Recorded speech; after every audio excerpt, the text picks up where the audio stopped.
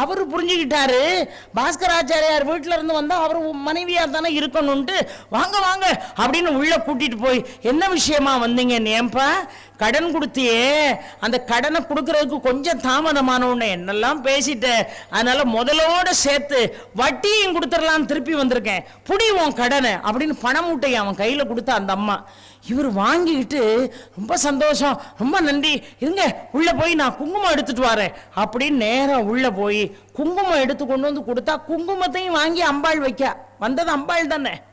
பாஸ்கராச்சாரியார் மனைவி ரூபத்தில் வந்து நின்னது அம்பாள். அந்த குங்குமத்தை நெற்றியில இட்டுட்டு, என்ன சாதாரணமான அழகியா, இந்த கால் இந்த அளவுக்கு அவளுக்கு தலைமுடி, பவழம் போன்ற செவ்வாய், பழிங்கு போன்ற கன்னங்கள், நெற்றியில அழகான திலகம், பார்ப்பதற்கே அழகு ஜொலிப்பவளாக வந்து நிற்கிறாள். குங்குமம் கொடுத்த உடனே வாங்கி அந்த அம்மா நெற்றியில வச்சுட்டு போயிட்டு வரேன்னு வந்துட்டா. கொஞ்சம் இருங்க, இந்த கடனுக்கு ஒரு பத்திரம் எழுதி கொடுத்தீங்கல்ல, அந்த பத்திரத்தை உள்ள போய் எடுத்துட்டு வந்துடுறேன், ஒரு 5 நிமிஷம் செத்த உட்காந்துருங்கன்னாரு. அந்த அம்மா வெளியே வந்து பார்க்கற ஆளை காணும், குங்குமம் வாங்கின ஆளை காணும். என்ன இந்த அம்மா கடனை கொடுத்துட்டு பத்திரத்தையும் வாங்காம போயிட்டான்னு. இப்ப பத்திரத்தோட நேரா பாஸ்கராச்சாரியார் வீட்டுக்கு வரப்போறாரு. அதுக்குள்ள அந்த அம்மா சொத்தை வித்துட்டு ரூபாயோட வந்து இறங்கிட்டா. இறங்கின உடனே நல்லவழ நீ வந்துட்ட, கடங்காரன் என்னமா பேசிட்டாரு தெரியுமா? என்ன ஏன் கடன் வந்துச்சுன்னு அந்த அம்மா கேட்டா.